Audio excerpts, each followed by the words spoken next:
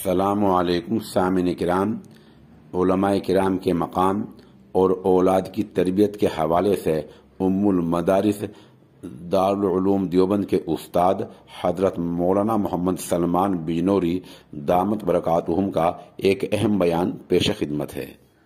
کے نقش قدم پر کہتے ہیں، حکیم الامت نے کہا تھا، حضرت تھانوی رحمۃ اللہ علیہ نے 100 برس سے زیادہ ہو گئے میرٹھ کے جلسے میں کہا تھا کہ تم اگر یہ بوجھ سمجھتے ہو کہ مدرسوں کو مسجدوں کو چندہ دینا پڑتا ہے، یہ ہمارے اوپر بوجھ ہے، تو ٹھیک ہے، دینا چھوڑ دو، ہماری تنخواہیں بند کر دو، ہم میں سے کوئی آٹے کی دکان کھول لے گا، کوئی چاول کی دکان کھول لے گا، کوئی اور تجارت شروع کر دے گا، ہماری روزی روٹی کا مسئلہ حل ہو جائے گا۔ لیکن 50 سال کے بعد تمہارے بچے یہودی ہوں گے، ہندو ہوں گے، عیسائی ہوں گے، یہ حکیم الامت نے کہا تھا۔ اور آج ان کے غلام یوں کہتے ہیں کہ 50 سال کا مسئلہ نہیں ہے، اگلے ہی سال ہو جائیں گے۔ یہ سنبھالے بیٹھے ہیں ہمارے ایمانوں کو، یہ ہمارے فضلاء، یہ ہمارے مدرسوں سے پڑھ کے آنے والے یہ نوجوان، یہ آپ کی رعایت کرتے ہیں، یہ آپ کو عزت دیتے ہیں، یہ آپ کو بڑا مان لیتے ہیں، یہ آپ کو ذمہ دار مان لیتے ہیں، تو آپ نے یہ سمجھا ہے کہ ان کی کوئی قیمت ہی نہیں ہے۔ یہ تو ہم نے، ہمارے بڑوں نے تیار کر کے امت کے ایمان کی حفاظت کے لیے لشکر تیار کیے ہیں۔ کوئی بزم ہو، کوئی انجمن، یہ شعار اپنا قدیم ہے، جہاں روشنی کی کمی ملی وہیں ایک چراغ جلا دیا۔ یہ ہم چراغ بھیجتے ہیں تمہارے درمیان روشنی کرنے کے لیے، ان کی قدر کرو۔ سوال یہ ہے کہ مسجد کے اندر امام اگر قرآن کریم کی تفسیر کرتا ہے، میں سوال کر رہا ہوں، اگر کسی کی ہمت ہو تو جواب دے اور فتویٰ دے مجھے، مسجد میں قرآن کی تفسیر کرنے کے لیے بیٹھتا ہے امام، اور کوئی مسلمان اس امام کو تفسیر کرنے سے روکتا ہے، کسی بھی عنوان سے روکتا ہے، تو وہ بتاؤ قرآن کی توہین کر رہا ہے یا نہیں؟ اور کس کو کہتے ہیں توہین؟ دوسرے مذہب کا آدمی اس درجے توہین نہیں کر سکتا جتنی تم کرتے ہو۔ مسلمانوں کو میں کہتا ہوں، میں اس مسجد والوں سے بات نہیں کر رہا ہوں، تمام مسلمان سامنے ہیں، ان سے میں کہہ رہا ہوں یہ بات، کیا مسجدوں میں یہ ہو نہیں رہا ہے؟ میں علماء سے کہتا ہوں، ہر مسجد میں اللہ کے کلام کی تفسیر بیان کرو، اس امت کے ایمان کو سنبھالو، اللہ کا پیغام پہنچا کرو۔ قرآن کی کیا یہ ہوتا نہیں ہے کہ مسجد میں امام صاحب قرآن کی تفسیر کرنا چاہتے ہیں اور ان کو روک دیا جاتا ہے کہ یہاں قرآن کی تفسیر نہیں ہوگی؟ ایسا کہنے والے اپنے ایمان کی خیر منائیں، خطرناک بات ہے۔ کیا یہ قرآن کی توہین نہیں ہے؟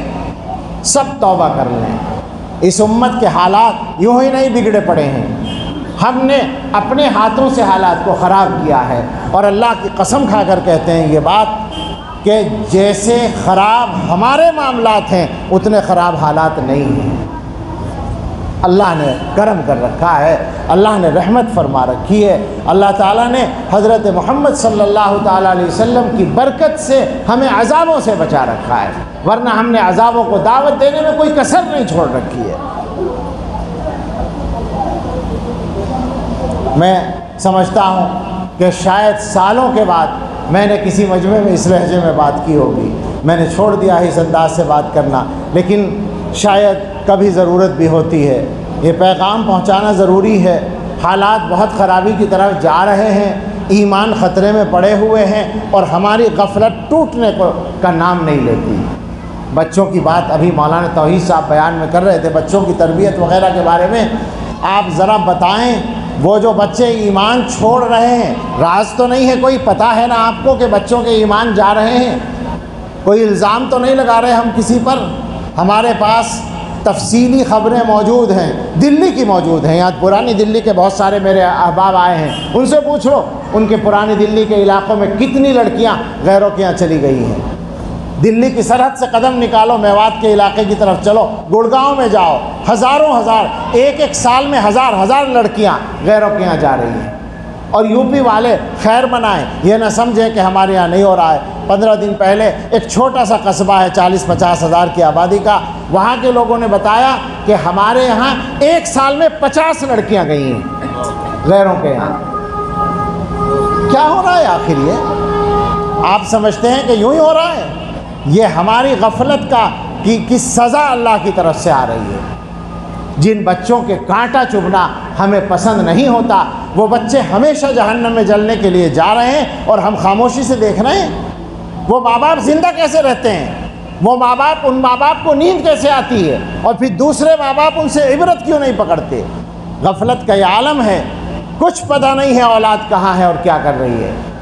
میں جگہ جگہ پوچھتا پھرتا ہوں، عشاء کے بعد جب کہیں بات ہوتی ہے، آپ سے نہیں پوچھ رہا ہوں، دوسرے موڈ میں بات ہوتی ہے، پوچھتا ہوں لوگوں سے، آپ بیٹھے ہوئے بیان سن رہے ہیں، مسجد میں بیٹھے ہیں، آپ دیندار ہیں، آپ نیک ہیں، مجھے ایک سوال ہے، میرا ایک سوال ہے، مجھے اس سوال کا جواب دیں۔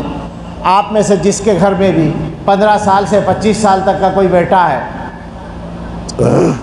بالغ لڑکا ہے،